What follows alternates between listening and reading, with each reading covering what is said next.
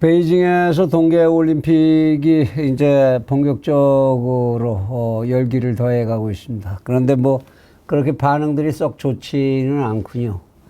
세계적으로 200여 개 나라가 있는데 그 중에서 91개 나라가 참여한 올림픽. 각국의 정상들도 참석을 안 했고 미국이 안 가니까 안 가는 데 많아졌죠. 겨우 해서 수상급 이상이라고 해봐야 30여 명 왔다. 참 시진핑 주석이 기대하던 거에 비해서는 정말 무척 초라한 이런 이제 올림픽인데 또 말썽도 많이 일어나는 것 같습니다. 중국 측에서 제공하는 음식을 먹고 나서 도핑을 했더니 이게 무슨 도핑에 걸려드는 선수들이 나왔다. 그럼 중국에서 음식에다가 무슨 특정 약물을 탄 거냐 이런 시비부터 시작해서 편파 판정의 시비. 온갖 추태를 지금 부리고 있다. 이런 뉴스가 나오고 있는 상황입니다. 근데 대한민국으로서는 베이징 동계올림픽에서 하나 분명히 얻은 게 있습니다. 문재인 정부가 이번 베이징 올림픽을 계기로 해서 종전선언을 밀어붙이려고 했었는데 이것이 미국에 의해서 완전히 이제 끝장이 나고 말았죠. 물론 그렇다고 해서 문재인 정권의 성격상 정권이 살아있을 때까지는 과연 종전선언을 포기할 수 있을지 그거는 지켜봐야 되겠습니다만은 일단 가장 중요한 계기에서 무릎을 꿇은 모습인 것만은 부정할 수 없을 것 같습니다.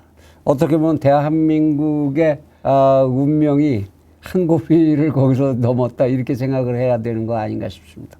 오늘은 채널 24K 하성영의 단도직입. 이제 대선 일정이 아주 급박하게 막바지에 이르르고 있죠. 후보 등록 마감이 2월 14일입니다. 지금까지는 예비 후보로서 이제 활동해 왔지만 지난 7월부터니까 참 지겹게도 긴 세월을 이제 시끄러웠는데 이젠 본격적으로 이제 후보로서 등록을 하고 대통령 후보로 선거 운동을 하게 됩니다. 아마 양당이나 양 후보들, 양 후보 그러면 나머지 후보들이 또 섭하다고 그러겠는데 피가 마르는 시간이 시작되는 거 아닌가 싶습니다. 이 속에서 이 선거를 둘러싼 최대 이슈로 지금 부각되고 있는 게 야권의 후보 단일화. 이것이 과연 성사될 것이냐. 이 얘기가 초미의 관심이 아닌가 싶습니다.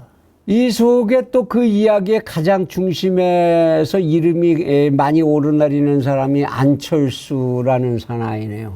이 양반 아마도 이런 상황을 즐기는데 중독이 된 거 아니냐. 맨날 나와가지고 통합하라 이렇게 하다가 흐지부지 그만두기도 했다가 통합한다고 딱 한번 지난번 서울시장 보선에서 한번 효과를 좀 보긴 했는데 그 약효가 이젠 다 떨어질 때쯤 될 때까지도 이 대통령 이 선거에서는 자기 행보를 정하지 못하는 이런 모습입니다. 그런데 채널 24K가 보기에는 더 이상한 게 윤석열 후보 측이 오히려 이상하다. 왜 그렇게 안철수 후보에만 관심을 주고 포커스를 맞추느냐. 지금 후보 통합할 쪽이 안철수뿐이냐. 효과가 과연 안철수가 합치는 효과가 최선이겠느냐. 광화문에도 두 후보가 있죠. 한 사람이 김경재 씨고 또 한 사람이 조원진 대표. 이 두 양반이 지금 예비 후보 등록이 돼 있고 뭐 출마를 하겠다 이제 공언을 해놓은 상태인데 사실 윤석열 후보 측에서 본다면 광화문 세력 이쪽을 통합의 대상에서 뺄 수 없는 그런 처지가 아닌가 싶은데 안철수에만 이렇게 포커싱 하는 게 좀 이상해 보인다. 뭔가 핀트가 잘못 맞고 있는 거 아니냐 그런 생각이 드는데요. 우선 그러면 하나씩 좀 따져보기로 하시죠. 안철수 후보와 통합을 했을 때 윤 후보 측이 얻을 수 있는 이익이 과연 뭐겠느냐는 겁니다. 지금 안철수 후보가 속해 있는 국민의당의 의석수는 비례의원으로 단 3석, 단 3자리입니다. 3자리뿐인데 그것도 비례대표죠. 지난번 4.15 총선에서 지역 대표 후보는 전혀 내지를 못했었으니까 비례 후보 3사람 뿐입니다. 그러니까 안철수 후보하고 통합을 한다고 그래봤자 윤 후보 측이 얻을 수 있는 이익, 그거는 비례 후보 세석을 가지고 있는 국민의당, 이들을 지지하는 세력, 결국 그것뿐인데 그 세의석의 지지자들, 그 힘이 얼만큼 될 거냐. 이거를 지난 4.15 총선의 득표 상황이나 뭐 이런 거 분석 못 해볼 바는 아니겠는데 그 작업을 하다가 안 하기로 했습니다. 아무 의미가 없겠다. 과연 그때 얻었던 비례표가 고스란히 이쪽으로 올 거냐?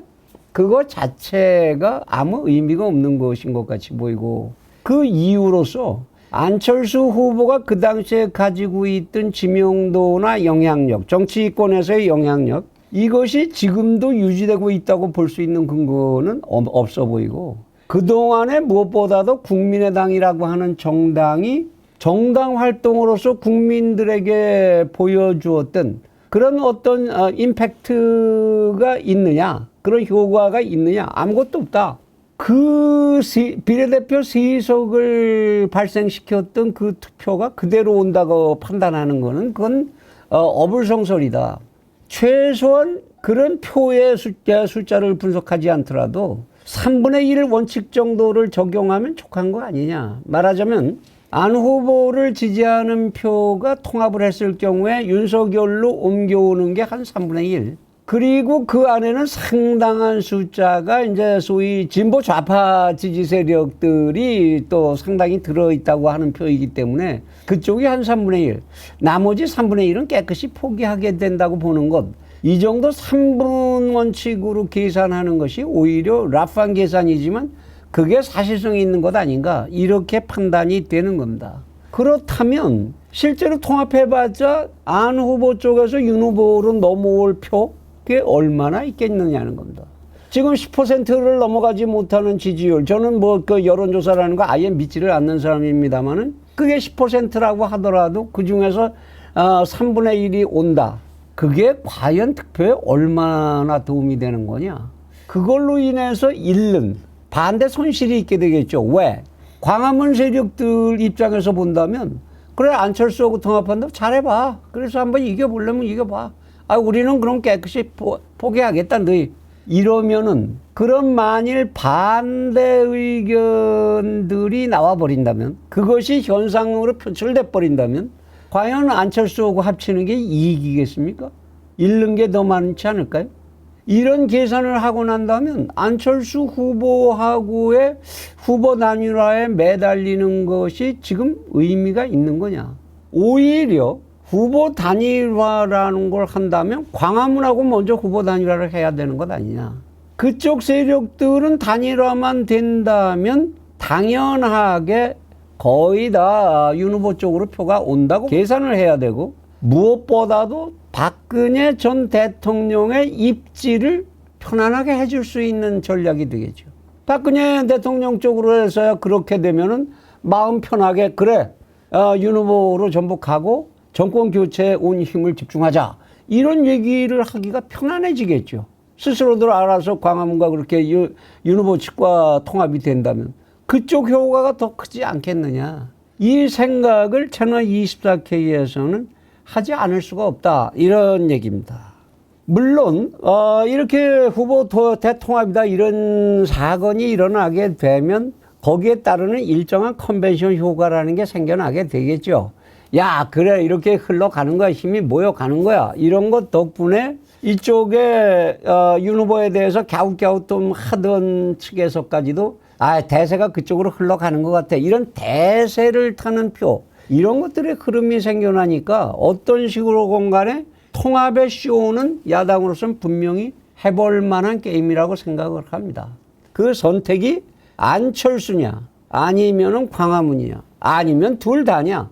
둘 다를 하기에는 지금 시기가 그렇게 촉박해 있죠. 지금 이 14일까지는 무조건 통합이 돼야, 그러지 않으면 후보 등록을 한 다음에 통합해봤자 투표용지에는 이름이 그대로 적혀서 나가니까 뒤에다 물론 이제 표시는 해줍니다만은, 이런 효과들을 계산했을 때에는 채널 24K가 윤석열 후보 측에 권하고자 하는 것은 광화문부터 좀 쫓아가라 좀 제발. 왜 그렇게 안 가는데? 겁나는 거지요. 그쪽에서 탄핵을 수사한 탄핵 사건의 빌미를 준 수사 책임자로서 그 부분에 대해서 적절하게 사과하라 뭐 이거부터 이제 두드려 맞을 생각하니까 겁나는 거겠죠. 근데 그거 겁나는 게 망월동 묘지에 가서 머리 숙이고 이러는 것보다 그게 더 무섭습니까? 그렇게? 어느 게 더 효과가 있겠는가? 분명히 계산을 해보고 던질 때는 과감히 던져야죠. 가서 매를 맞을 거면 일단 맞고 그 다음에 칭찬 듣는 거, 그 다음에 성원을 얻어내는 게 남는 장사 아닌가요? 이런 생각을 하게 된다.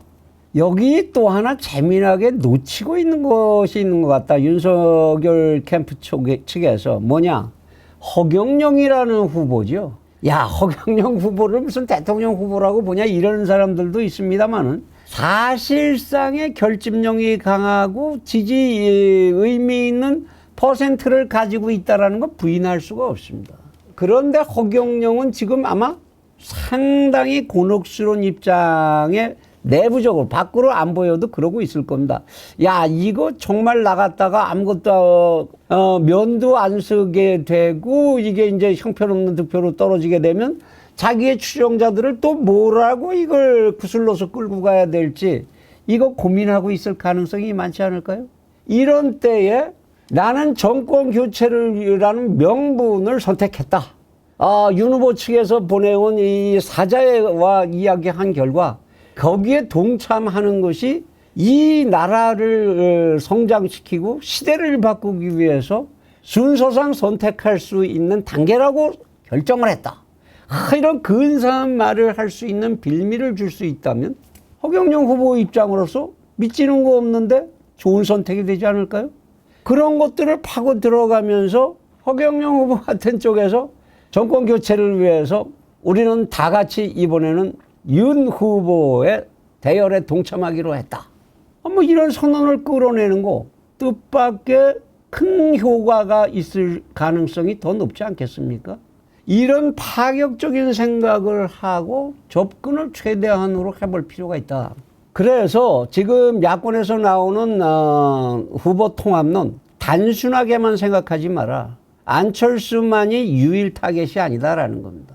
그리고 마지막 쓸 수 있는 카드니만큼 최선을 다해서 순간적으로 해치워야 한다. 이 후보 통합을 하기 위해서 그리고 윤 캠프에서 절대 잊어서는 안 되는 게 지금 시간도 많이 남아있지 않으려니와 통합을 위한 시간도 어떤 시기든 후보를 통합하는 데 있어서는 최소 비용 최대 이익을 내는 그 원칙에 의해서 계산을 해서 접근하고 성과를 만들어내야 한다는 것입니다. 통합은 했는데 실속은 없고 잃어버리는 게 오히려 더 많고 시간만 많이 낭비를 해버렸고 우유부단함만 노출하고 지나온 시간들 같이 이러한 또 하나의 모습을 보여주게 된다면 그거는 정말로 통합을 안 하느니만도 못하게 될 것입니다.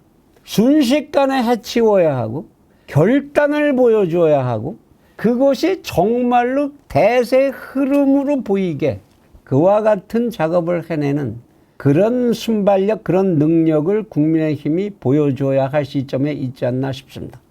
정말로 간절히 바라지만 윤석열 캠프 측에 고려시대의 서희를 능가하는 그러한 책사가 좀 나와주기를 빕니다. 그런 책사가 만일 없다면 윤 후보 스스로가 이번에 이것만이라도 정말 멋지게 한판 승부를 보여줬으면 하는 바람입니다.